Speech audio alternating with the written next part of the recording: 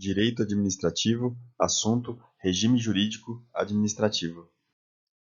No exercício de suas atividades, a administração pública tem como objetivo trabalhar a favor do interesse público por meio da prestação de serviços públicos e fomento de iniciativas de utilidade pública, dentre outros. O interesse público é tutelado através dos princípios da supremacia e da indisponibilidade. Nesse sentido, os interesses coletivos devem prevalecer sobre o interesse do administrador ou da administração pública, bem como o interesse público não pode se encontrar à disposição do administrador.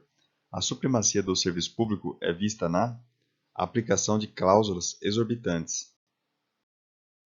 No que diz respeito à administração pública, a administração pública detém prerrogativas e sujeições, com o fito de suprir as necessidades decorrentes do interesse coletivo, o que permite, muitas vezes, em virtude da supremacia do interesse público sobre o particular, o condicionamento ou limitação do exercício de direitos e liberdades individuais. No que se refere aos poderes e aos princípios da administração pública, à responsabilidade civil do Estado e aos serviços públicos, os princípios da supremacia do interesse público e da indisponibilidade do interesse público são basilares ao regime jurídico administrativo, porquanto deles decorrem as prerrogativas e as restrições aplicadas à administração pública. Em relação à vinculação do princípio da supremacia do interesse público com a administração pública, o princípio da supremacia do interesse público está presente em toda a atuação da administração pública.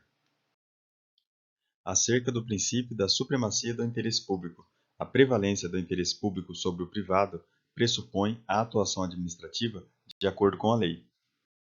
Em relação à administração pública, o princípio da supremacia do interesse público deve estar presente tanto no momento da elaboração da lei, quanto no momento de sua execução em concreto pela administração pública.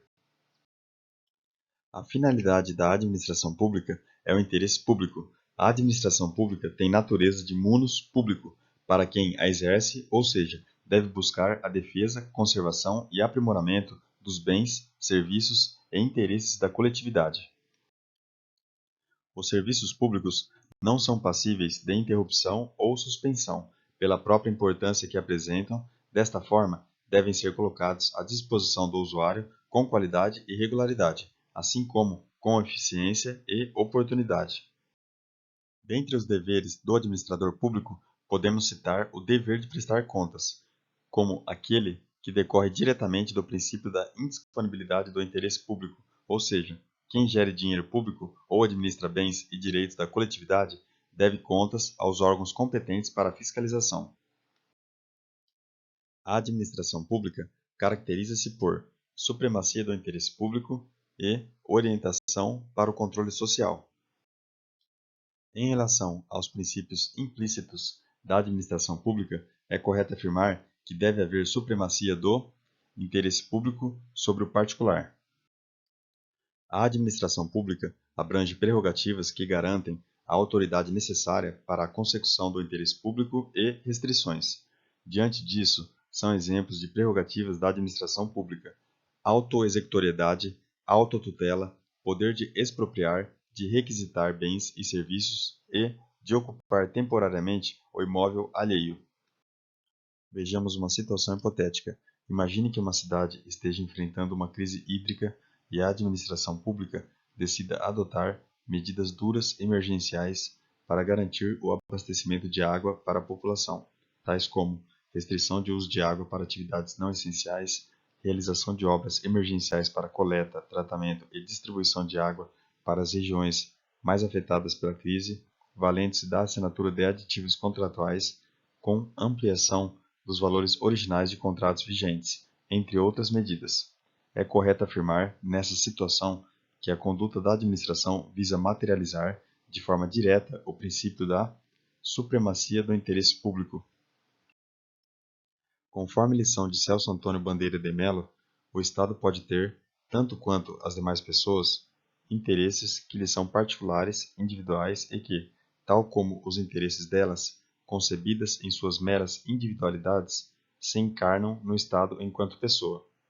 Tal conceito corresponde ao de interesse público secundário, que pode ser buscado pelo Estado se coincidente com o interesse público primário.